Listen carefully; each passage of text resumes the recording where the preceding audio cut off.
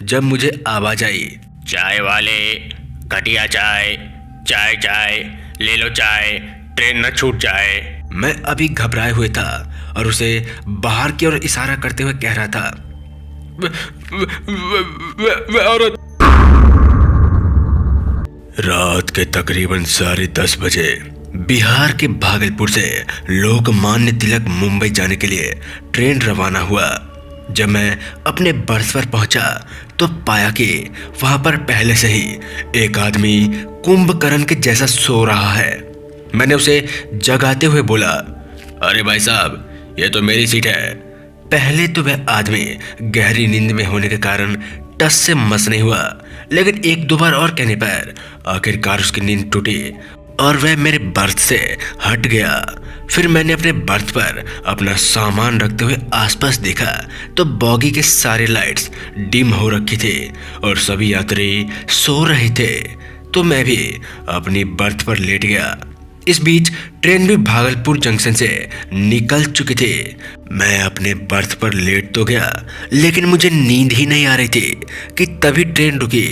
मुझे लगा कि बाहर शायद कोई स्टेशन है, क्योंकि मैं ऊपर का बर्थ पर था तो मुझे पता नहीं था कि ट्रेन एग्जैक्टली कहाँ रुकी है। लिहाजन मैंने सोचा कि क्यों न थोड़ा बाहर भी देख लिया जाए कि कौन सा स्टेशन है। कुछ देर स्टेशन पर बिताने के बाद ट्रेन ने हॉर्न दिया तो मैं वापस अपनी बर्थ पर आकर लेट गया और अब मेरी आंखें भी भारी होने लगे थे, जिस वजह से कब मेरी आंख लग गई मुझे पता ही नहीं चला।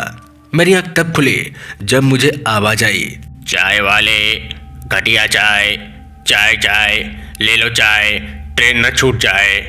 उस आवाज के बाद मेरी नींद खुल गई और फिर दोबारा नींद ही नहीं आई। चाय पीने के बाद मैं फ्रेश हुआ और ट्रेन के गेट पर आकर खड़ा हो गया। दिन भर मैं कभी गेट पर खड़ा हो जाता तो कभी वापस आकर लेट जाता और कभी बीच बीच में जब भी कोई स्टेशन आता तो बाहर जाकर चहलकदमी कर लेता।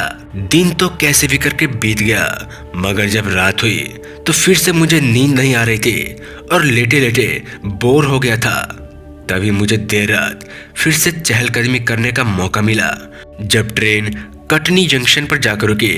फिर मैंने वहां से अपने लिए खाने पीने का सामान लिया, नमकीन, बिस्किट, घास फूस, चिप्स, कुरकुरे, ताकि खाते पीते सफर आराम से बीत जाए। ट्रेन के खुलते ही मैं वापस अपने बर्थ पर जाकर बैठ गया। मैं चिप्स खाते हुए अपने नोट्स पढ़ने लगा। वैसे भी मुझे नींद तो आ नहीं रही थी। तभी ट्रेन एक जगह फिर से रुकी। मैंने टाइम देखा तो रात के 1 बज रहा था। मैं फिर से बाहर जाने के लिए अपने बर्थ से उतरा और गेट पर पहुंचा तो पता चला कि इस बार ट्रेन को स्टेशन पर नहीं बल्कि जंगल में सिग्नल न मिलने पर रुकी थी। मैं वापस अपने बर्थ पर लौटने जा रहा था कि तभी मुझे लगा कि बर्थ पर क्यों जाऊं, क्यों ना यहीं पर ठंडी ठंडी हवा ले ली जाए। मैं वहीं गेट पर खड़ा होकर बाहर की ओर देखने लगा। तभी मेरी नज़र थोड़ी दूर पर एक हिलती हुई चीज पर टिकी। जब मैंने उस ओर ध्यान से देखा तो पता चला कि वहां पर एक औरत है जो सफेद कपड़े पहनी थी। मैं ना जाने क्यों से एक टक लगा के देखे जा रहा था। वह भी मुझे देखे ही जा रही थी। तभी उसकी आंखें एकदम से लाल हो गई, जैसे चमकने लगी। मैंने अपना आंख मसला और जैसे ही उसकी ओर देखा तो वह औरत मुझे बुला रही थी। मैंने उस औरत को इशारा किया ही था कि वह औरत अचानक से मेरे सामने आ गई। उसका चेहरा बहुत ही डरावना था, जिससे मैं चिल्लाते हुए पीछे सर की बल जा गिरा। मेरे गिरते ही बगल का बर्थ वाला आदमी मेरे पास आकर बोला, क्या हुआ, आप गिर कैसे गए? मैं अभी घबराए हुए था और उसे बाहर की ओर इशारा करते हुए कह रहा था, वह औरत। जब उसने देखा तो उसने कहा, वहां तो कोई औरत नहीं है। जब मैंने देखा तो सच में वहां पर कोई औरत नहीं थी। फिर मैंने उस आदमी को सारी बातें बता दी जो मेरे साथ हुई थी।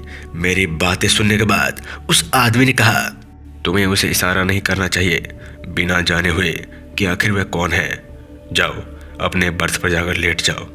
मैं अपने बर्थ पर जाकर लेट तो गया, मगर मेरा शरीर डर से कांप रहा था और रह रहकर उसी औरत का खौफनाक चेहरा याद आ रहा था। खैर, मैंने किसी तरह अपनी आंखें बंद की ही थी कि मुझे लगा कि मेरे ऊपर कोई लेटा हुआ है। जब मैंने आंखें खोला तो वही औरत मेरे ऊपर लेटी हुई थी और उसके हाथ मेरे गर्दन को दबा रही थी। मैं हड़बड़ाते हुए ऊपर से नीचे गिरा, जिसे बाकी के लोग भी जाग गए। कुछ लोगों ने मुझे उठाते हुए पूछा, क्या क्या क्या क्या हुआ भाई साहब?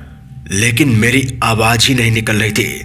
तभी वही आदमी फिर से मेरे पास आया और मेरे कंधे पर हाथ रखते हुए बोला, घबराओ मत, कुछ नहीं होगा। फिर उन्होंने कुछ मंत्र पढ़ा और मेरे चेहरे पर फूंका कि तभी मुझे अच्छा महसूस होने लगा और मैंने उस दिन के बाद कभी उस औरत को नहीं देखा। तो दोस्तों, कहानी यहीं तक थी। अगर आपको कहानी अच्छी लगी तो चैनल को लाइक, सब्सक्राइब, शेयर कीजिए और बेल आइकन को अवश्य प्रेस कीजिए और मैं आपको इसी तरह की इंटरेस्टिंग ड्रामनी वीडियो लाता रहूं। तो दोस्तों, मिलते हैं अगली वीडियो में। तब तक के लिए जय हिंद, जय भारत।